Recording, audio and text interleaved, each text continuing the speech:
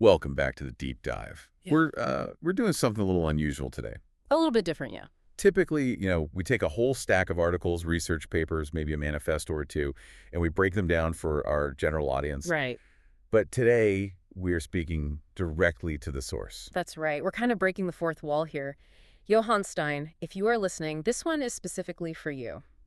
It really is. You sent us your latest article, STEM Education, Distinguishing Mastery from Marketing Labels, and you included a challenge. A very specific challenge. He said, give me the 5-minute summary of my own work, which is, it's bold.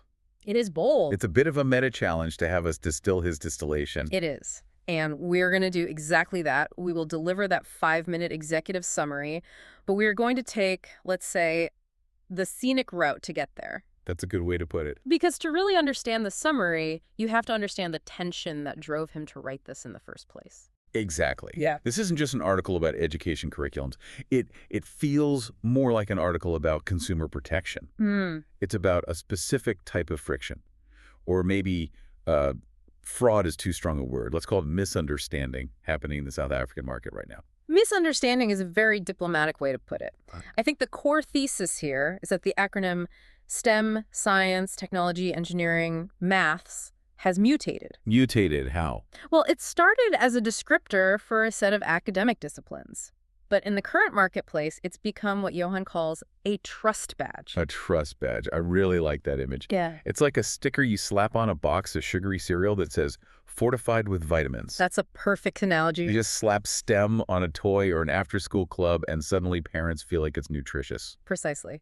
And the uncomfortable reality that the source highlights is that parents are buying the sticker. They're buying the tech vibes, the flashing lights, the robots, the tablets, assuming that tech vibes equals education. But Johann's argument is that often you're just buying a very expensive playdate. Tech-flavored activities. That is the phrase from the text that really landed for me. Oh, yeah? It implies that the technology is just a seasoning, not the main ingredient. Right. Before we get to the solution, because he does offer a really robust toolkit for parents, we need to set the scene.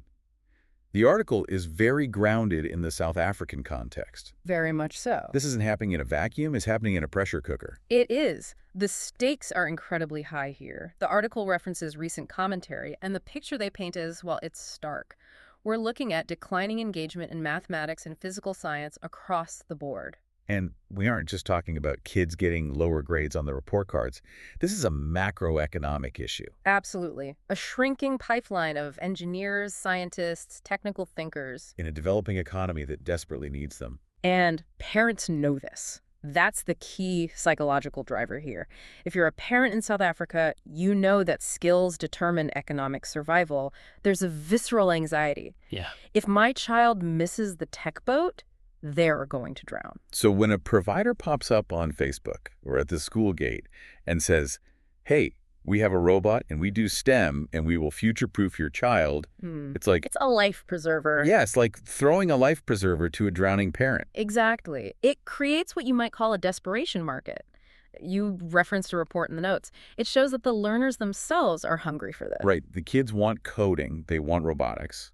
But the access is totally uneven. It's the digital divide in high definition. You have kids clamoring for it, parents terrified they won't get it, and a school system that is, frankly, struggling to keep up. And into that gap steps the marketing machine. I want to touch on the AI narrative mentioned in the source, because that feels like gasoline on the fire. You have reports from just this month about the Gauteng premier calling for AI in every school. Which sounds visionary. AI in every classroom. It's a great slogan. It sounds fantastic on a billboard, but then you have the reality check from other sources noting that a significant chunk of those classrooms don't even have reliable internet connectivity yet. That's the disconnect. You can't have cloud AI if you don't have the cloud. Exactly. And that disconnect between the political promise of AI everywhere and the gritty reality of no Wi-Fi is where the STEM trap thrives. How so? Because if I'm a parent and I hear AI is the future, but I see my kid's school struggling with basics, I'm going to look outside. I'm going to find that Saturday club, and I'm going to pay whatever they ask, assuming that because there's a gadget in the room, learning is happening. This is where Johann pulls the rug out. He calls it a sleight of hand. We need to really drill down into this distinction he makes between technology exposure and STEM learning. We do. Because on the surface, they look the same. They look identical to the untrained eye, but they are worlds apart in terms of cognitive impact. The example he uses, and I think everyone has seen this, is the robot kit. Oh, the classic Saturday afternoon activity. You buy the box, it has 1,000 little pieces. Right. You buy the kit, the kid sits down, the instructions are glossy. They say, take piece A, snap it to piece B, connect the red wire to the blue port. Yep. The kid follows the instructions. 30 minutes later, the robot spins. The parents clap. Success, right? A kid built the robot, he's an engineer. But Johan asks the hard question, is that engineering or is it assembly? That's the key effect. Right. I can build a bookshelf because the manual's perfect. I know where every single dowel goes. Right. But if you ask me to design a bookshelf that can hold 500 kilos of encyclopedias, I wouldn't know where to start. I don't understand the load-bearing physics. Precisely. You followed a recipe, you didn't invent the dish, and this is a crucial distinction in the article. If the child is simply following steps, they aren't solving a problem. They're not troubleshooting. They aren't asking, why isn't the motor turning? They aren't calculating torque. They're just performing manual labor with plastic parts. And the article argues that the marketing relies on us, the lay people, not knowing the difference. We see a tablet, we see an app, and we think digital skills. But often, the child is just consuming the technology. They're tapping a screen. They aren't understanding the logic underneath the screen. And the industry knows that future-proofing is an easier sell than cognitive struggle. That term cognitive struggle really stood out to me. Marketing usually tries to remove friction, make it easy, make it seamless. Of course. But education, real education, requires friction. That is the paradox. Real learning is hard. It involves failure. It involves getting the code wrong, debugging it, realizing your logic is flawed, and trying again. So if a STEM program is marketed as easy, fun, and friction-free, it's probably not teaching much. It's a huge warning sign. So we have a market driven by fear, fueled by flashy gadgets, and, well, often devoid of rigorous pedagogy. If I'm Johan, or any parent listening to this, I'm now terrified. Yeah, you'd be thinking, have I been wasting my money? How do I tell the difference? Well, the good news is, Johan didn't just write a takedown piece. He wrote a toolkit. He calls it an argument for honesty, but practically it's a verification guide. He lays out 5 specific questions parents need to ask. Okay, let's go through these, and I want to get specific here. No buzzwords. The first one is outcomes in plain language. Right. This is your bullshit detector. If you ask a provider, what will my child learn? And they say, we unlock 21st century innovation skills, or we foster digital natives. You run away. You run away. It means nothing. It's word salad. Total fluff. It is. Johan suggests demanding specifics. What will they be able to do? Can they write a while loop in Python? Can they explain the physics of a lever? Can they build a circuit that actually functions without a guide? Yes.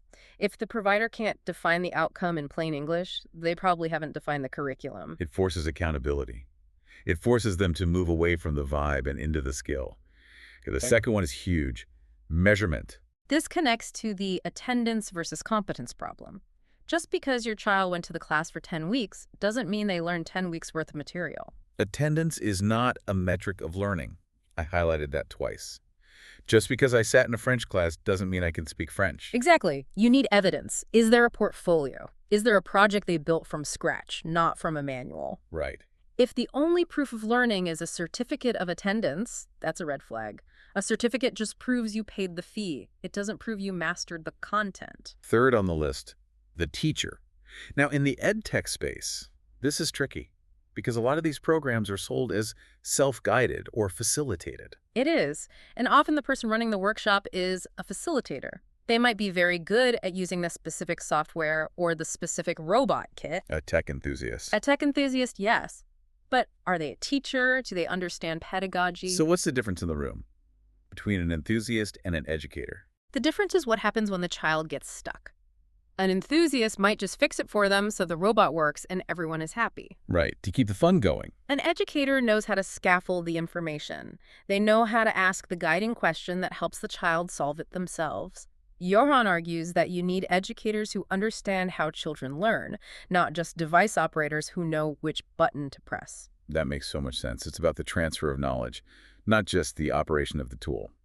Okay, the fourth point is one that I think most parents miss entirely. Progression. This is the mile-wide, inch-deep problem. You see this a lot with holiday camps. 1 week it's 3D printing, The next week it's drones. The next week it's VR. It sounds amazing on a CV. My kid does 3D printing and drones. It sounds like they're working at NASA. But did they master any of it? Or did they just get the intro to session 3 times in a row? Yeah. Real STEM requires a pathway. Does what I learned in month 1 connect to month 6? Do the concepts spiral upwards in complexity? So are we revisiting the loop we learned in January, but now applying it to a more complex problem? In June, yeah. Problem in June. Exactly. If every session is just a new wow moment with no depth, you are building a variety show, not an engineer. You need that vertical progression. It's the difference between watching a cooking show and going to culinary school. And the final point, number 5, integration. This is where the rubber meets the road for engineering. You cannot have STEM without the M-Maths, and you can't have it without the S-Science. But I hear parents say this all the time. My kid loves coding, but hates math. That is a failure of the education then, because coding is applied math. It isn't arithmetic, necessarily, but it is logic. It's variables. It's coordinate geometry if you're moving things on a screen. So the warning is? Johann's warning is that if a program is only syntax, just typing codes to make a sprite jump, but it never connects back to mathematical foundations or scientific inquiry, you are buying a very narrow slice of education. You're teaching them to be typists, not engineers. That's the danger. You want integration. You want a program where the child uses code to solve a science problem, or uses math to optimize a robot. That is STEM. The rest is just digital interaction. So those are the 5. Outcomes, measurement, teacher, progression, and integration. It's a rigorous list. It is. If I walked into a coding school with that checklist, I feel like I'd be pretty intimidating. You would be. And you should be. Because if parents actually started asking these questions, half the providers in the market would crumble, or they would have to get better. And that is the point. And that leads us to the implications. Johann isn't saying kill the industry. He isn't saying don't buy the robot. No, not at all. He's saying there is a massive business opportunity here for honesty. Transparency as a differentiator. Think about it. There is nothing wrong with a fun robotics afternoon designed just to get kids excited. That has value. Of course. Inspiration is the first step. But don't sell it as future engineering prep. Exactly. Manage expectations. If a provider says, look, this is an exposure course, it's meant to be fun and spark curiosity, I will respect that. I know what I'm buying. I'm buying entertainment with an educational flavor. Right. But when you promise career outcomes from a toy, that is where the ethical line is crossed. It's about classifying the product. Is this entertainment, exposure, or mastery? Just be honest about which bucket we're in. And for South Africa, getting this right really matters. We started by talking about the skills crisis. If we keep buying the marketing labels, we are going to end up with a generation of kids who have done robotics but can't solve problems. They have the T-shirt, but not the capability. Right. But if we demand the substance, if we use Johann's toolkit, we might start raising kids who actually have resilience. Kids who can look at a problem, break it down, fail, iterate, and solve it. That is the head start parents are actually looking for. Yes, Right. It's the confidence of capability versus the confidence of, well, having a cool toy. Capability is the only thing that is truly future-proof. Absolutely. Technology changes. The robot you buy today is obsolete in 2 years. The ability to think like an engineer, that lasts forever. So let's circle back to the beginning. The reason we are here, Johann challenged us. He wanted the summary. He did. He wanted the distillation of his own article, the elevator pitch for his own thesis. Let's give it to him. Okay, here is the deep dive executive summary of STEM education. Distinguishing mastery from marketing labels. Point 1. STEM has become a brand, not just an acronym. It is often used as a marketing shield to sell tech vibes, gadgets, and apps to anxious parents, masking a lack of real educational depth. And the key takeaway there. The presence of a gadget does not equal the presence of learning. Point 2. Exposure is not mastery. Assembling a kit by following instructions is not engineering. If there's no cognitive struggle, no troubleshooting, and no real problem solving, it's entertainment. It might be fun, but it isn't building skills. And point 3. Trust but verify. Parents must look past the label, use the toolkit, demand specific outcomes in plain language, check for evidence of learning and not just attendance, ensure the teacher understands pedagogy, look for a long-term curriculum that spirals in complexity, and make sure math and science are integrated. exactly. There it is, the 5-minute summary wrapped in our conversation. I hope that hits the mark, Johann. It's a powerful argument you've put together. But before we sign off, I want to leave the listener and Johann with one final thought. We spend a lot of time analyzing the parent's anxiety and the provider's marketing. Mm-hmm. But think about the child in this equation. That's the most important stakeholder, isn't it? Imagine the difference in self-worth. You have child A who thinks they're good at STEM because they played a game that was designed to be easy. They got the badge, they made the robot spin, Right. then they hit a real university engineering problem, and they crumble because they've never encountered friction. They thought they were geniuses, but they were just playing on easy mode. Versus child B. Child B knows they can build something because they struggled through the math, they failed 3 times, they debugged the code when it was broken. They were frustrated, and they overcame it. The first one is fragile, the second one is resilient. And that is the ultimate takeaway. It is. If we stop being dazzled by the flashy activities, we don't just fix the skills crisis, we build resilient kids. We need to treat STEM as a curriculum promise, not a branding trick. A curriculum promise. Yeah. I like that. Johan, thank you for the article. It's a vital conversation for the ecosystem right now. Absolutely. It's a call to action for honesty in education. And for everyone else listening, next time you see that STEM sticker on a box, ask yourself, is this mastery or is it just marketing? Thanks for joining us on The Deep Dive. We'll see you next time.